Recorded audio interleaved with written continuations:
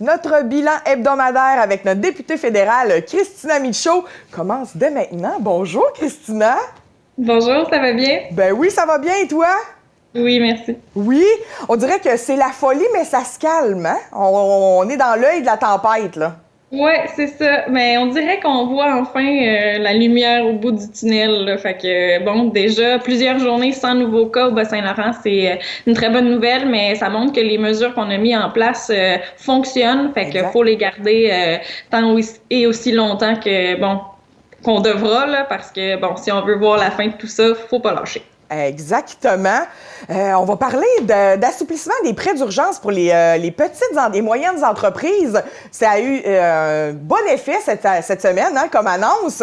Peux-tu nous en dire un petit peu plus de détails? C'est comme flou un peu, ça.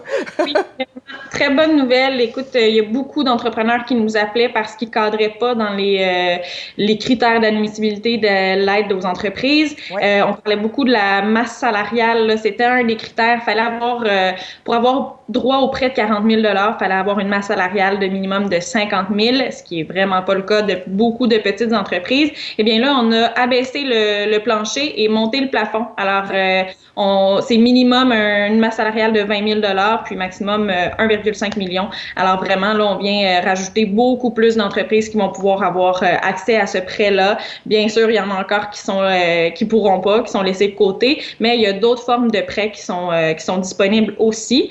Il y a eu une nouvelle aide et nous, au Bloc, on avait demandé à ce que, bon, ils changent un peu les critères pour que si une entreprise peut pas avoir droit au prêt, au moins qu'il y ait ou les subventions salariales, par exemple, ben, on demandait qu'il y ait des coûts fixes qui soient payés, qu'on ait de l'aide pour payer aux coûts fixes. Et là, c'est un peu en ce sens-là que le gouvernement agit. En fait, c'est une mesure d'aide pour les locataires et locataires.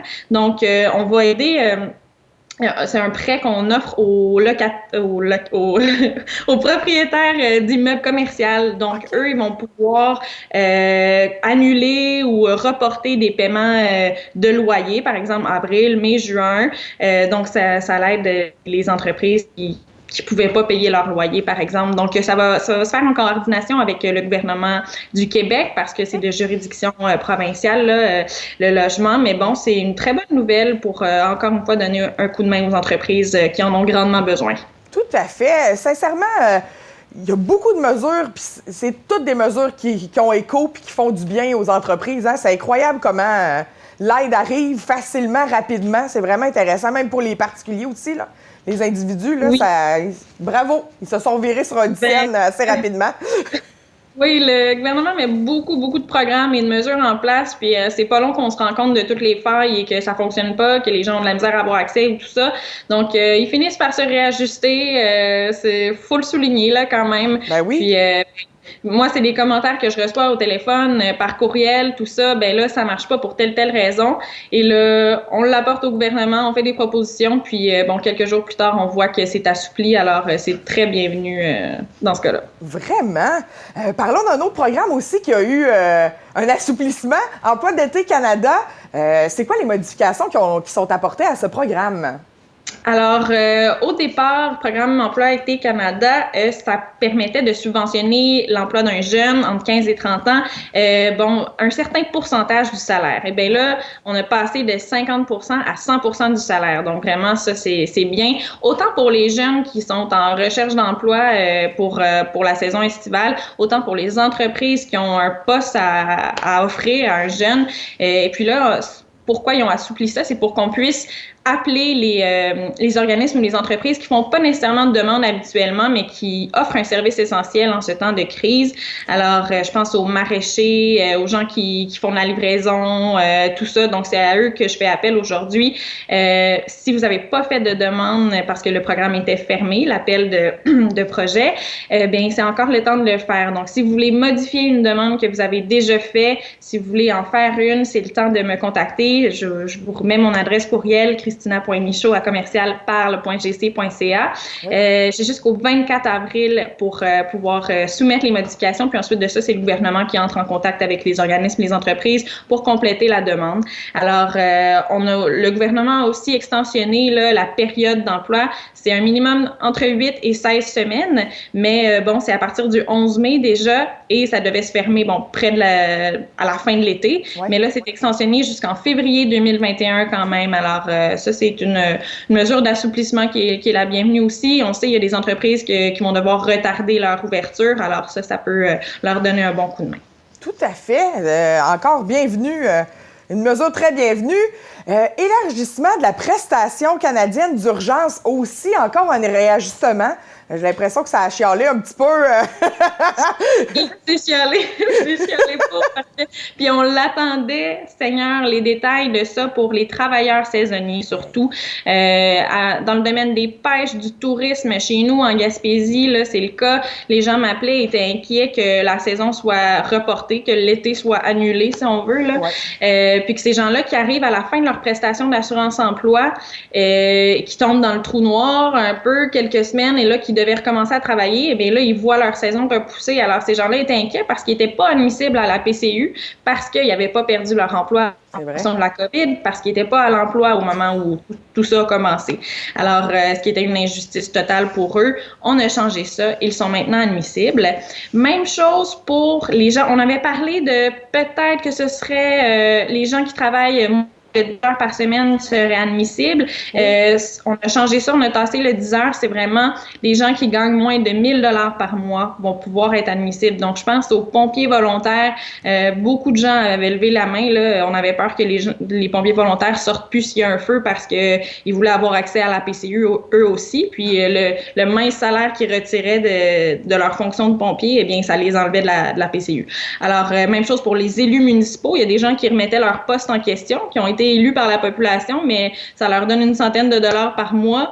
Ils n'étaient pas admissibles à la PCU à cause de ça. Donc là, les gens qui gagnent moins de 1 000 $ par mois vont pouvoir être admissibles à la PCU. Aujourd'hui, c'est vendredi. N'importe qui peut aller en ligne sur le portail ou appeler pour faire une demande. Puis sinon, pour les autres jours de la semaine, là, on fonctionne comme à l'habitude. Le lundi, c'est les gens qui sont nés en janvier, février, mars, etc. Est-ce que c'est le temps de faire notre...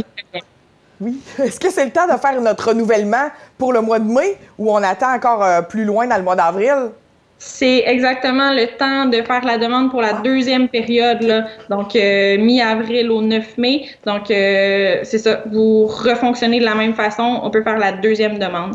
Alors, il y a des gens qui se demandaient si ça se faisait automatiquement ou s'il fallait en refaire une. C'est confirmé, il faut en refaire une. Oui, puis on entend parler, je vois ça sur mes médias sociaux, j'entends quand je sors un peu en ville parce que je suis de corvée de commission dans ma famille. Les gens essayent d'appeler à Service Canada, à l'Agence du revenu, puis c'est long, les délais. Il y a une explication à ça, l'engorgement des lignes téléphoniques? Écoutez, c'est sûr que là, en ce moment, beaucoup de personnes, c'est des millions de demandes qui sont envoyées en ce moment en raison de la situation. C'est bien normal. Par contre, c'est pas normal que des gens appellent à mon bureau parce que ça fait 18 jours en ligne qu'ils essaient d'avoir quelqu'un au bout du fil à Service Canada, puis c'est pas le cas. Donc, j'ai interpellé la ministre du Revenu, ma voisine, Madame Leboutillier, pour qu'on mette fin à ça, qu'on mette plus de gens au bout du fil. Là, ça n'a vraiment pas de bon sens. Alors, on travaille en ce sens-là.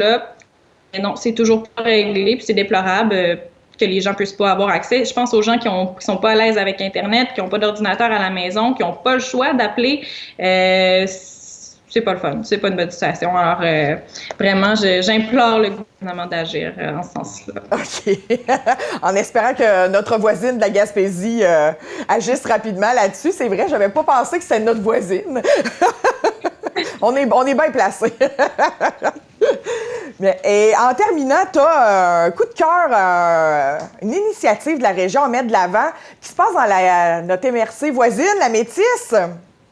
Oui, écoutez, on entend beaucoup d'entreprises ou d'organismes qui se revirent de bord, qui, je pense à vous qui avez créé une émission d'information en direct, c'est super. Il y a beaucoup de gens qui se revirent de bord, qui font autre chose. Alors, la distillerie, la Métis, ils ont ouvert l'année dernière leur gin Mugo qui est délicieux. Et bien là, ils ont changé leur production temporairement. Ils font un gel désinfectant.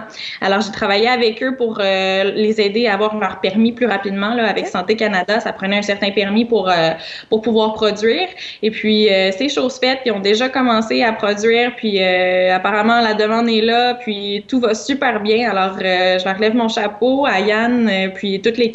C'est génial. Il y a des microbrasseries aussi en Gaspésie qui ont fait la même chose. Je pense à Matane, Modésé, qui fait des jaquettes là, pour les hôpitaux, tout ça. Alors vraiment, bravo à ces entreprises qui innovent et se réinventent. Ben oui, qui contribue à l'effort de guerre. Hein? On se croirait presque en temps de guerre, puis on transforme les usines de voitures en usines d'armement. Ben merci beaucoup, Christina, pour ton temps encore cette semaine, puis on se donne rendez-vous la semaine prochaine. Merci, à la semaine prochaine. Bye. Bye.